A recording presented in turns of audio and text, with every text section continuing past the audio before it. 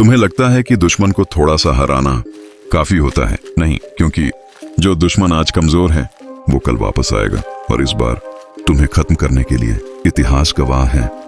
जिसने भी अपने दुश्मन को आधा छोड़ा वो खुद मिट गया।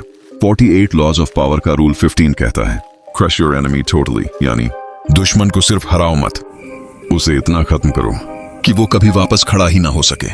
आज मैं तुम्हें 2 ऐसी सच्ची कहानियां सुनाऊंगा जो ये साबित करती हैं कि दया कभी कभी सबसे बड़ी गलती होती है। देखो, ये रूल क्रूर लगता है, लेकिन ये रियलिटी है। अगर तुमने अपने दुश्मन को थोड़ा सा भी मौका दिया तो वो तुम्हारी हर कमजोरी को याद रखेगा, और फिर जब तुम सबसे ज्यादा कमजोर होंगे वो हमला करेगा। क्यों? क्योंकि इंसान अपमान कभी नहीं भूलता। इसलिए जब तुम लड़ाई में हो तो या तो पूरी तरह जीतो या फिर लड़ो ही मत।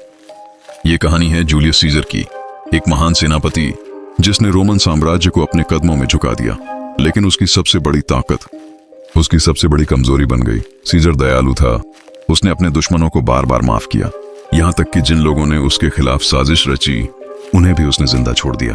ब्रूटस, कैशियस, ये वही लोग थे जिन्हें सीजर ने माफ किया था। और फिर एक दिन सीजर सीनेट में खड़ा था, बिल्कुल निश्चिंत। तभी चारों तरफ से उसके अपने ही लोग उसे घेर लेते हैं, और फिर ध्वनि 3 बार चाकू घोंपा जाता है। सबसे आखिरी बार उसके सबसे करीबी दोस्त ब्रूटस का होता है। सीजर के आखिरी शब्द, एट टू ब्रूट, तुम भी ब्रूटस।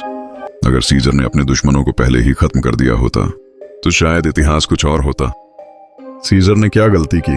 उसने सोचा दुश्मन बदल जाएगा, लेकिन दुश्मन कभी नहीं बदलता, वो सिर्फ सही मौके का इंतजार करता है।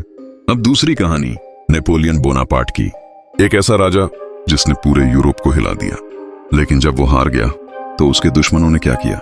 उसे मार दिया? नहीं, उसे एक छोटे से द्वीप एल्बा पर भेज दिया। उन्होंने सोचा अब वो खतरा नहीं है, लेकिन उन्होंने एक गलती की, उन्होंने दुश्मन को जिंदा छोड़ दिया। कुछ ही महीनों बाद नेपोलियन वापस आता है और अकेले पूरी सेना को अपने साथ मिला लेता है। उसका नाम सुनते ही सैनिक उसके आगे झुक जाते हैं, और फिर वो फिर से सत्ता में आ जाता है। अगर उसके दुश्मनों ने उसे पूरी तरह खत्म कर दिया होता तो ये वापसी कभी नहीं होती। नेपोलियन की कहानी हमें सिखाती है, अधूरी जीत असली हार होती है। जब तक दुश्मन जिंदा है, खतरा जिंदा है। याद रखो, ये दुनिया दया पर नहीं, पावर पर चलती है। अगर तुम किसी लड़ाई में हो तो आधा मत लड़ो, या तो पूरी तरह जीतो या फिर पीछे हट जाओ, क्योंकि अधूरा छोड़ा हुआ दुश्मन सबसे खतरनाक होता है। और यही है law 15, crush your enemy totally. अगर तुम्हें ऐसी ही पावरफुल और डार्क साइकोलॉजी वाली वीडियोस पसंद हैं तो चैनल को सब्सक्राइब करो, क्योंकि यहाँ हम सिखाते हैं पावर के वो रूल्स जो कोई ओपनली नहीं बताता।